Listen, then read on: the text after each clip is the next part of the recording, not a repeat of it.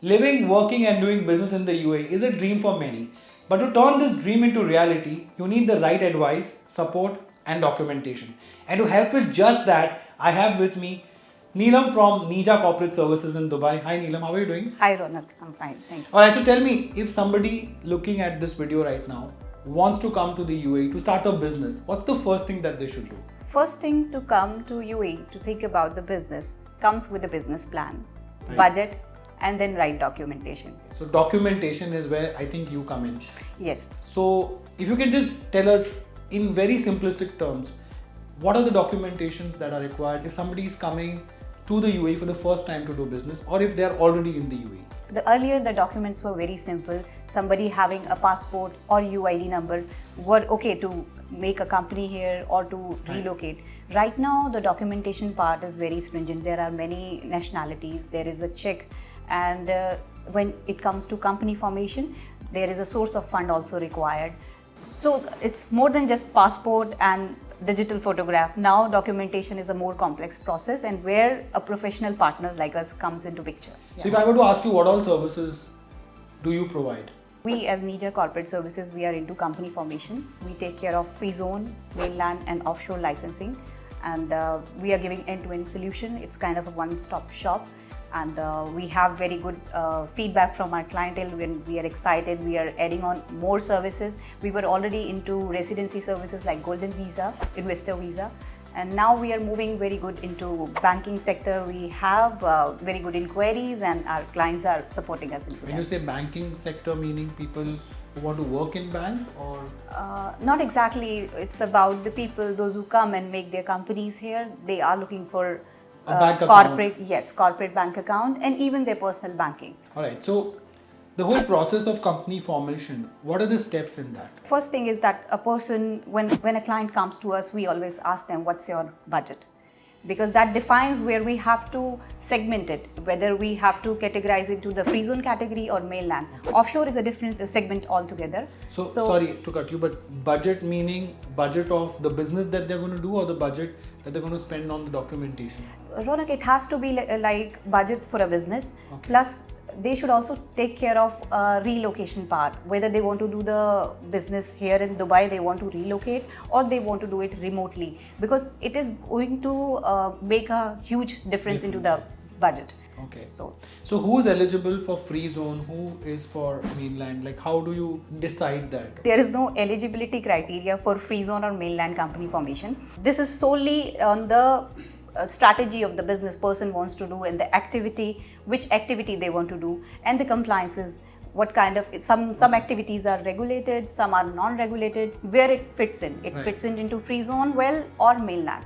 Getting into the right compliant process is more important. So do you also guide your clients when they come to you? Say they have a very vague idea of they want to start something. A lot of people are into jobs, they are into a job for like 5-6 years, and then after that they want to be independent, they want to start their own business, probably in the same line of work that they've been doing, or they want to start something new. So do you also guide them?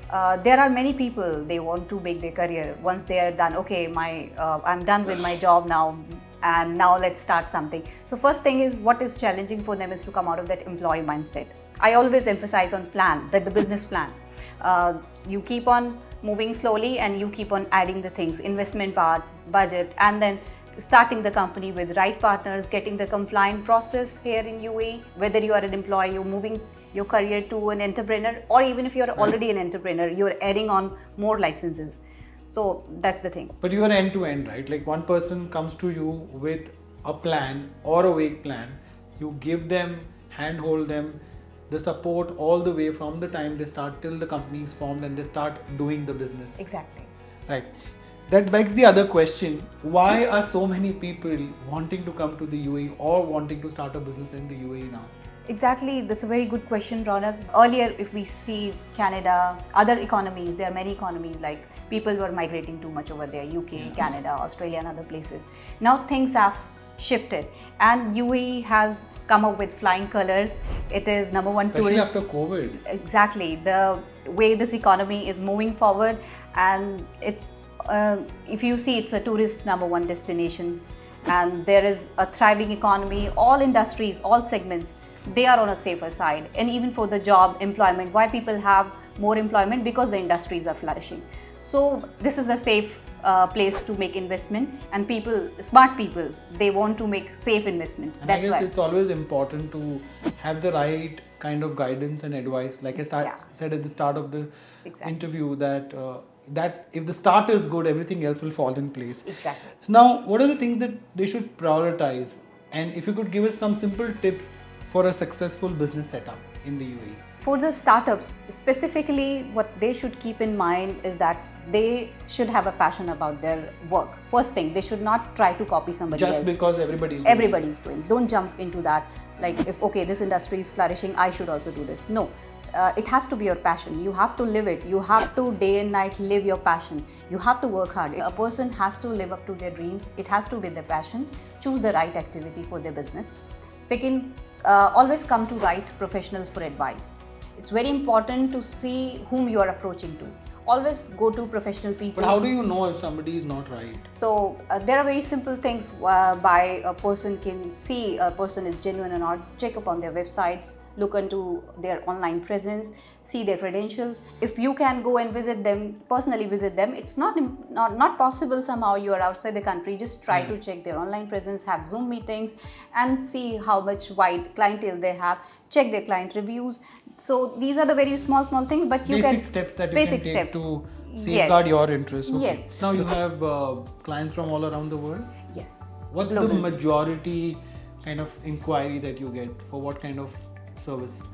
Specifically for company formation, there are global inquiries. And there is no particular, there are the inquiries from the countries, even those who are not too much migrating. Now the inquiries are coming from those segments as well. So the inquiries are global. Let's talk about one of the most talked about, the most exciting visas that have come, over the years, which is Golden Visa. Yeah. So what's the scene with Golden Visa right now? Is it, when it started off, of course, we saw a range of people getting it. But now, has it become a little more rather stringent, or maybe it's not being rolled out as it was as before? The process has become a little complex, and documentation is a little stringent by the government right now because of the massive number of applications. I think that's the reason. Yes, and people are very excited and they are very interested to get the Golden Visa, and of course it's the most prestigious visa. Now everybody has to have a 30,000 dirham salary if it's a salaried category, even the skilled people. And if it's a property Golden Visa, now 2 million dirham property holders can have Golden Visa. But paperwork has increased, and check on the security part. So if I were to ask you residency options for visas here, which would they be? There is an investor visa. Of course, yeah. Yes, when somebody is making a company, and even the employees, it's kind of a residence visa.